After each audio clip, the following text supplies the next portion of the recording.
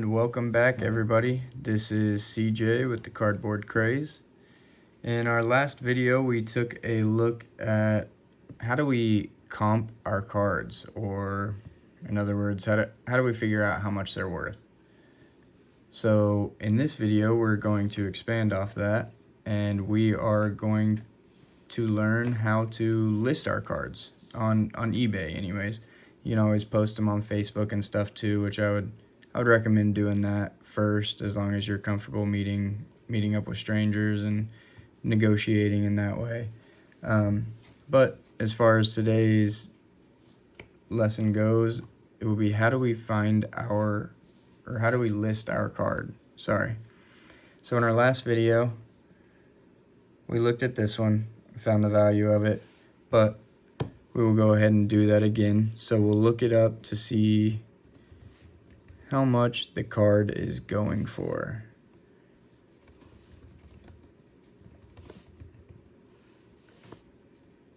So we will click on this, and in looking at this over the last year, we can see we're over here. The most recent sale was 85 bucks on 17th, 70 on the 16th, 95 on the 15th, 89 on the 14th. So we're hovering right around that $80 to $90 range. But with sports cards ebbing and flowing fairly similar to the stock market, and when it's in season versus out of season playing a factor, we can see that shortly after they came out, the very first one sold for $275. Now, we're not going to get that premium just because it's obviously far from the first one being sold, but you can see consistently throughout January and into, so consistently throughout January, we're sitting at 167 looks like our low point pretty much, with upwards of 200, and then around the Super Bowl it was down to 130 or so, and then we're in the off season, so it took a big dip. With the draft coming up this week, with OTAs coming in the summer, all of that will slowly start to trend back up over time, especially as media starts hyping people up, and with Jayden Daniels having the season he had last year. I'm probably not going to list it directly at this $80 to $90 range, because I'm okay with this card sitting in my store for a few months and waiting on it to get the price where it's actually at. So what I'm probably going to do is I'm going to end up listing it for probably $150, and I'll accept some offers, so that way we can get what it's worth and not just sell it at a lowball offer. Now, if it was something that I was just trying to move, yeah, I would probably price it right there at about 90 and accept offers, and wouldn't go any lower than 80 though. But as far as getting to our listing, we will go 2024 red, white, and blue Prism Jayden Daniels. Oh, typo there.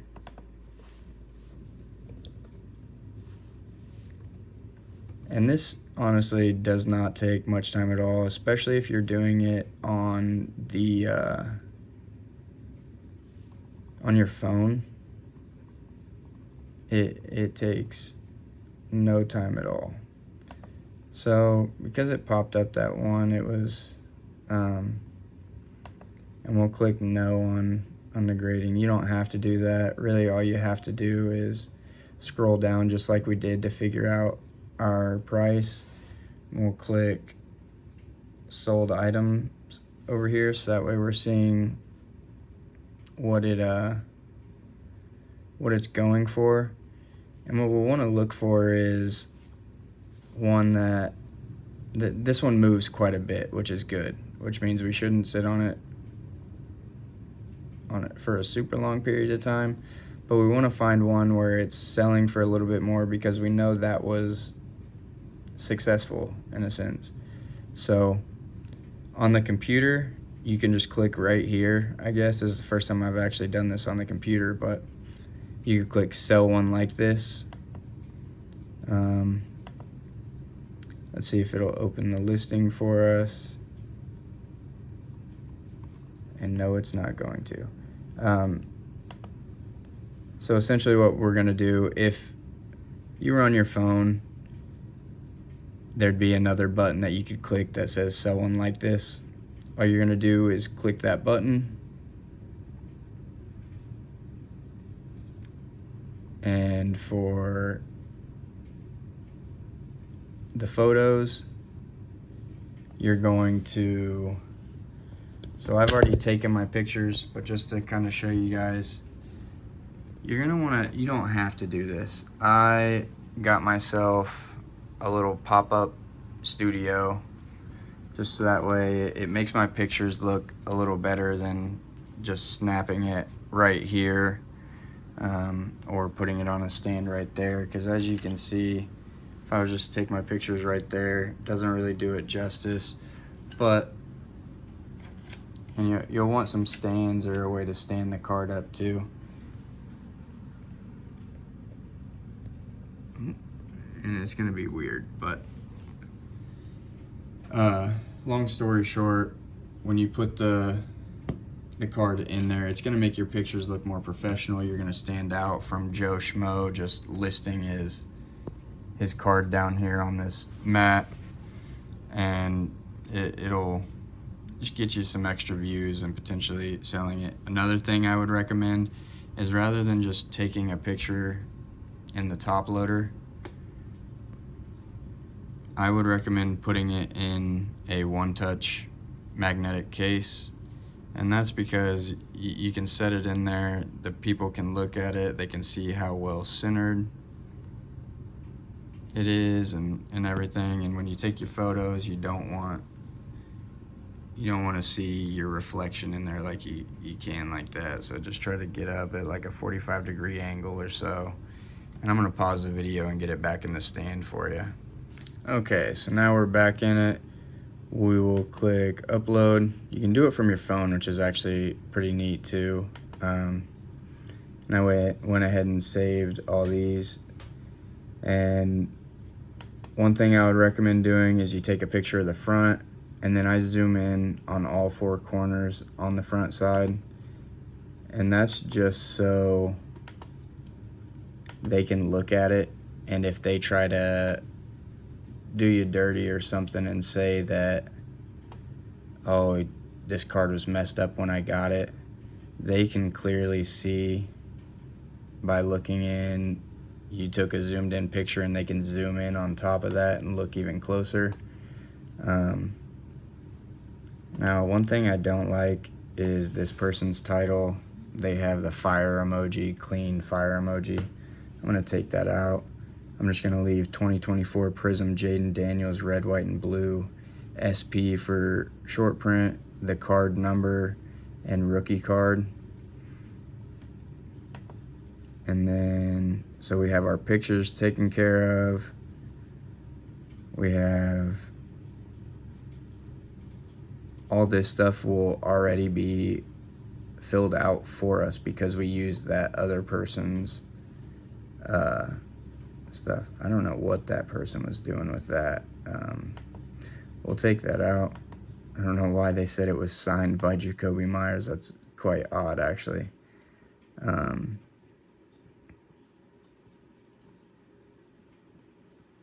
And in our description, I like to just put how the mailing process will go. So the card does not ship in one-touch case. Card will ship in a penny sleeve, top loader,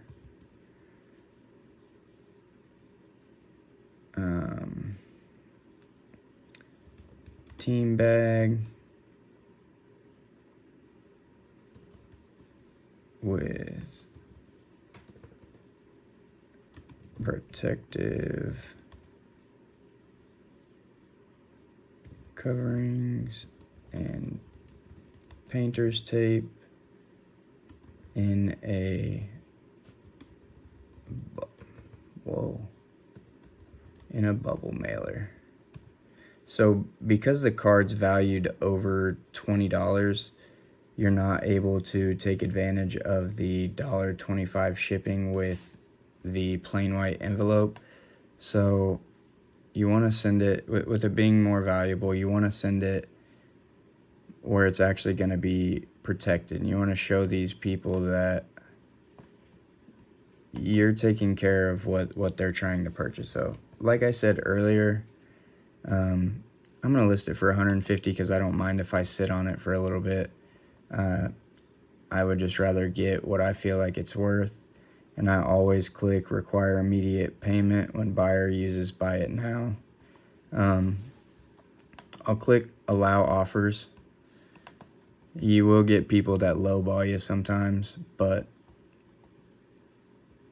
that's part of it. You could do your minimum offer. You could do an auto accept. I usually don't do those just because if I do have it priced way too high and I get a bunch of offers for comps coming in around $50, say, in a month or so, and I'm not actively paying attention to the market, then that's something that I would go back and look and see maybe I have something listed wrong.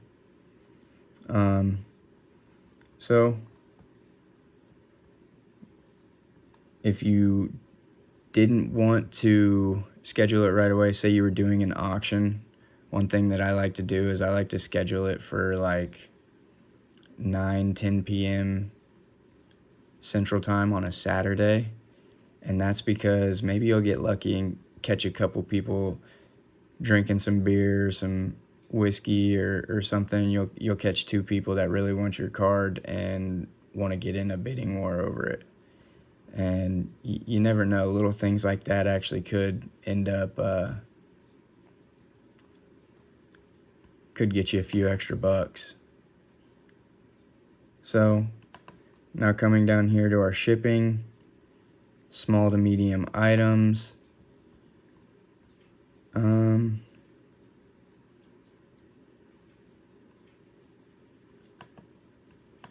So we'll leave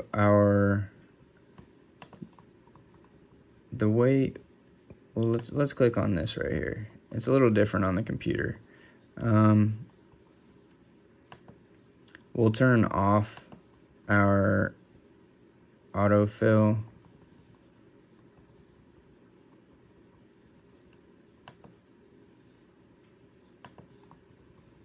But we will keep it as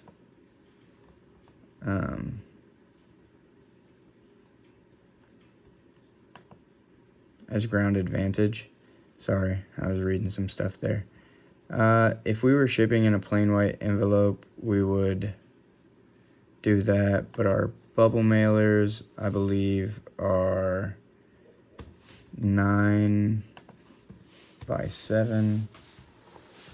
And typically your cards, I'm going to double check that size real quick. Okay. So it's actually 9x6. So we'll just go ahead and do that.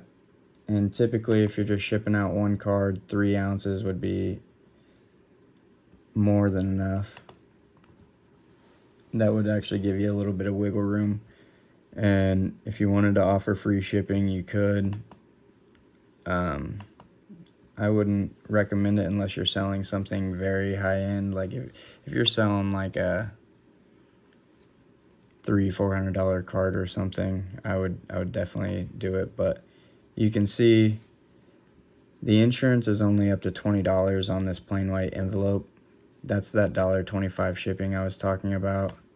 But because this card is a little more expensive, I prefer to use the ground advantage.